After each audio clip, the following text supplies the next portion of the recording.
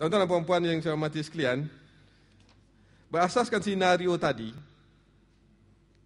dengan perkembangan terkini, tapi juga saya harap ada orang telah menjelaskan kepada tuan-tuan dan puan-puan, ada kekangan terkini, maka kita cuba buat transformasi pendidikan. Sebelum kita berbengkel tentang PIPP, kita dimulakan dengan satu kejutan sebenarnya. Pembentangan tentang bajet kementerian kita untuk tahun akan datang. Kita kena be prepared. Bajet kita secara mudahnya walaupun ada peningkatan bilangan staf, ada pertambahan bilangan sekolah dan sebagainya, sepatutnya kita mendapat pertambahan peruntukan, tapi bajet kita dimulakan dengan pemotongan 2 bilion. Bilangan staf bertambah tapi peruntukan untuk gaji tetap sama seperti tahun ini. Antaranya nanti ialah yang akan kita rasa pergerakan kita, TNT kita, mungkin dah tak bolehlah kita dapat peluang yang sama seperti yang ada sekarang. Di mana-mana pergi claim dapat, mana-mana pergi claim dapat. Cik Sabri, nanti bila mesyuarat macam biasa ni claim dapat. Tapi tahun akan datang ni kita mungkin berdepan dengan sikit masalah. Dan mungkin kita tak boleh lagi datang ke hotel ini sebab kita pun bila sekarang kita bermesyuarat di Pan Pacific, semua mengatakan, termasuk Tan Sri KSU mengatakan this is our last program di hotel. Sebab akan dibuat ketetapan bahawa kita kena laksanakan program kita di premis kerajaan dan tak mampu lagi nak tampung semua ni. Jadi ini kekangan kita hadapi. Tapi transformasi perlu dilaksanakan. Kenapa perlu? Kita mengharapkan melalui transformasi pendidikan ini, kita dapat memastikan kita mempunyai dan melaksanakan kurikulum yang holistik. Sebab itu kalau kita nak kaitkan ni, kenapa 10 mata pelajaran? Kalau 20 mata pelajaran, murid kita akan menumpukan sepenuh masanya kepada mengulang kaji pelajaran saja. Dia tak boleh nak pergi aktiviti co-curriculum, dia tak boleh berpersatuan dan sebagainya. Akhirnya, daripada erase, dia dapat air saja. Intelek saja. Rohani mungkin tak dapat, emosi sebab dia tak bergaul dengan orang, dia tak reti macam mana nak bergaul dengan orang. Jasmani pun tak dapat sebab dia tak bersenam dan sebagainya. Sepenuh masanya, dia pergi kelas tuition dan sebagainya. That is not holistic. Jadi kita kurangkan supaya menjadi holistik. Anak kita berpeluang untuk menerima pendidikan dalam banyak aspek selain daripada semata-mata berfokuskan akademik. Jadi kita mengharapkan dengan transformasi ini juga, kurikulum kita tidak terlalu akademik dan kurikulum kita juga tidak membebankan guru, membebankan ibu bapa, membebankan murid. Antaranya ialah pendekatan pentaksiran. Kalau dulu peperiksaan ni terbeban kita, guru terbeban sebab nak kena drill murid kan banyak kali supaya dapat berderet-deret A dia dalam UPSR. Mak bapak pun kena hantar anak ke sana sini tuition dan sebagainya. Muridlah yang kena dera. Murid yang kena dera. Dah kena pergi kelas agama, kena pergi kelas tuition, kena buat ulang kaji dan sebagainya. Dan ditambah pula barangkali di peringkat SPM begitu banyak mata pelajarannya. Kemudian transformasi kurikulum juga merujuk kepada perubahan kepada aspek asas kurikulum. Struktur kandungan, pedagoginya juga berubah. Peruntukan masanya juga berubah, kaedah pentaksirannya juga berubah, bahan kurikulumnya berubah, pengurusan sekolah pun tentulah perlu berubah. Baik. Perubahan terhadap KBSR. Antaranya perubahan reka bentuk kurikulum itu, organisasi kurikulum, bahan kurikulum, pentaksiran dan juga peruntukan masa. Baik, yang jelas akan nampak berubah ialah kalau kita lihat tahap dan jangka masa. Untuk prasekolah, cakupannya murid 4 dan 5 tahun. Tapi tahap 1 kalau selama ni 3 tahun, Bila kita lakukan transformasi, tahap 1 hanya merujuk kepada tahun 1 dan juga tahun 2. Umur murid kita 6 dan 7 tahun. Dan tahap 2-nya 4 tahun. Ya, tahun 3, tahun 4, tahun 5, tahun 6. Saya percaya tuan-tuan dan puan sebagai guru besar dah didedahkan juga sekurang-kurangnya tentang perkara ini. Kemudian kurikulumnya berasaskan standard yang diset, ya. Standard kandungan, standard pembelajaran. Justifikasinya, accountability guru dan juga skema piawai pengukuran. Ya. Kita kena, we are yet to see, kan? Sebab transformasi ini akan menggunakan modul, maka pendekatan pengajaran sepatutnya bersifat modular. Bila modular, maknanya kalau modul tu tak dikuasai, kita tak boleh move to the next module. Itu asasnya. Tapi sejauh mana dilaksanakan begitu kita tak tahu, sebab tu dia masih dirintis. Sebab bila guna modul ni, maknanya kita akan pastikan dia menguasai modul, the first module, then you go to the next module, kuasai lagi, then go next dan sebagainya. Dia tak lagi macam tradisi kita yang ada sekarang ni, kita hantam je guru mengajar, murid kononnya belajar, tapi at the end of the day, barangkali guru tu makin pandai sebab dia makin hafal kandungan pelajaran dia, murid tak pandai-pandai juga. Tapi kalau modular ni, pendekatannya sepatutnya menguasai. So, maknanya, dari segi piawai standardnya, murid kena melepasi piawai standard itu. Dia kuasai, baru dia boleh move to the next module. Tapi sejauh mana dapat dilaksanakan itu, kita masih tertanya-tanya juga. Sebab nampaknya macam modul yang disediakan, transisi jangan heran. Modul yang disediakan seolah macam menyediakan buku teks juga. Ada perincian dan guru kena buat dan sebagainya.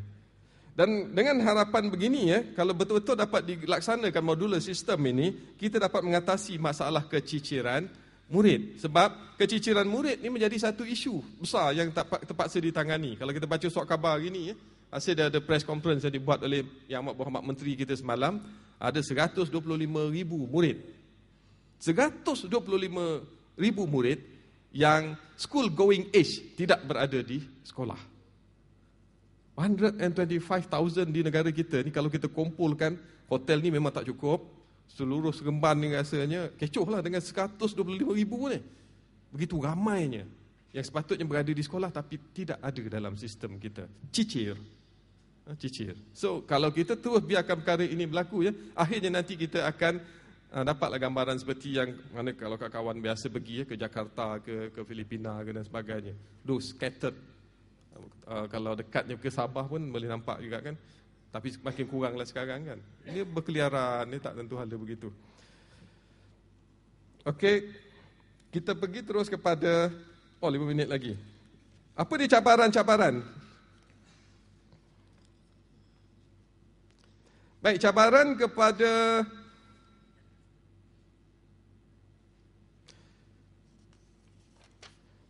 cabaran transformasi itu sendiri, Cepatkan, Saya tak numberkan slide saya, tapi kalau catatan saya ni slide 25. Baik, transformasi ini sendiri akan menjadi cabaran apabila hasrat transformasi dan PIPP tidak difahami, atau orang salah faham, atau orang salah tafsir terhadapnya, dan orang melihatnya dari satu aspek sahaja. Mungkin orang melihatnya dari segi perubahan kurikulum, tidak melihat dari perubahan kaedah pentaksiran dan sebagainya. So, kita kena ada pemahaman yang menyeluruh, dan untuk memungkinkan perkara ini dapat kita fahami, kita kena berkomunikasi.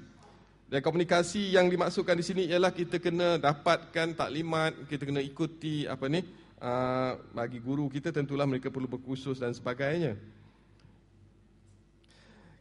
Transformasi ini juga akan menjadi cabaran kalau isu yang timbul kita tangani dengan emosi. Kenapa dulu kita susah nak buat keputusan PPSMI itu? Tapi pelik juga sebenarnya, tak ada orang tanya menteri. Kenapa sebelum ni, tahun lepas, mudahnya lah, tahun lepas orang tanya tentang PPSMI, semua kata baik, pencapaian kita baik dan sebagainya. Tahun ni semua kata tak baik, batalkan PPSMI. Apakah kerana menteri dulu kata dia baik, menteri sekarang kata tak baik? Apa ceritanya? Jadi kita mengharapkan, antara sebabnya ialah kerana emosi lah. Orang mengatakan bahawa PPSMI dilaksanakan kerana ilmu. Ilmu, kita menggunakan bahasa untuk ilmu itu, jadi guna bahasa Inggeris. Tapi ada pula orang mengatakan buat PPSMI supaya dapat menguasai bahasa Inggeris. Jadi lain ceritanya. Ini menimbulkan rasa marah dan sebagainya. Akhirnya kita we don't meet. di satu titik pertemuan yang menunjukkan ada kesefahaman. Baik, guru pun menerima implikasi daripada ini, sebab guru kita kena sesuaikan pendekatan. Sukatan pelajaran sekarang ini digantikan dengan modul. Rancangan mengajar pun kena disesuaikan agar sesuai dengan modul yang disediakan. Bahan bantu mengajar pun kena disesuaikan. Hasil pengajarannya, impak P dan P kepada murid berbeza sebab kita ada set piawai standard tadi. Tak seperti yang ada sekarang kita, akhirnya ujung tahun nanti, kalau ada UPSR dan sebagainya baru nampak ukurannya. Kalau menggunakan modul ni maknanya dia kena menguasai. So, hasilnya boleh dilihat segera. Dan pentaksiran bersifat formatif berasaskan sekolah. Formatif maknanya kita taksir dan kita dapat kelemahan, kita kena buat penambahbaikan.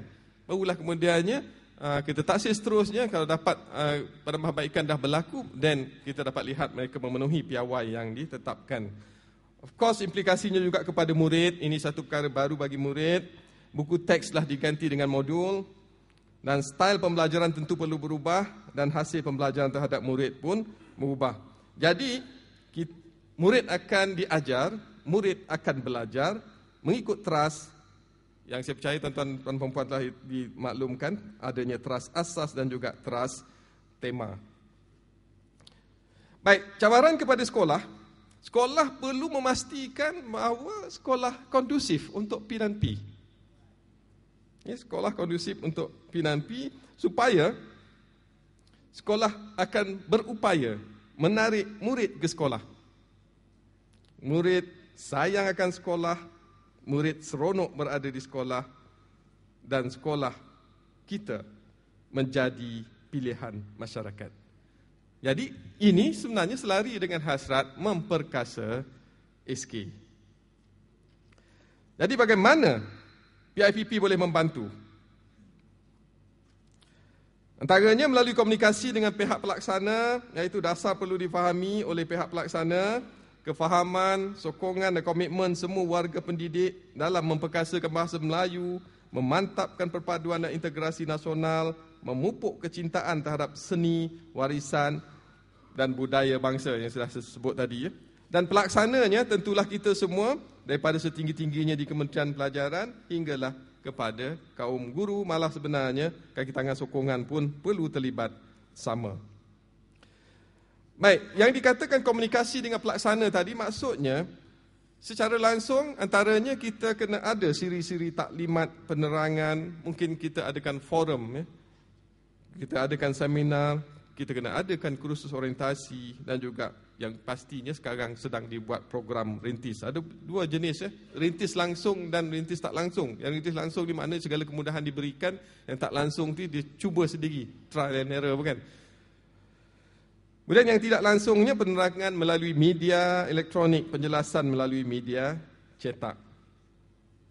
Jadi yang pentingnya ialah kita sebagai warga pendidik perlu faham dan menyokong serta komited dalam usaha kita.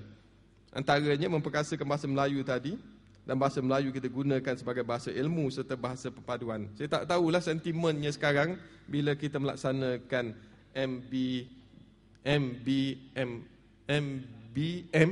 MBI. Memertabat bahasa Melayu, memperkukuh bahasa Inggeris. Sebagai warga pendidik sepatutnya kita mendukung usaha ini. Kita dukung usaha ini sebab kalau dulu orang kata seolah-olah yang satu diutamakan, satu diabaikan. Bila kedua-duanya dah dijadikan keutamaan sekarang ini, tak ada reason lagi kita nak berdalih dan buka cerita lain.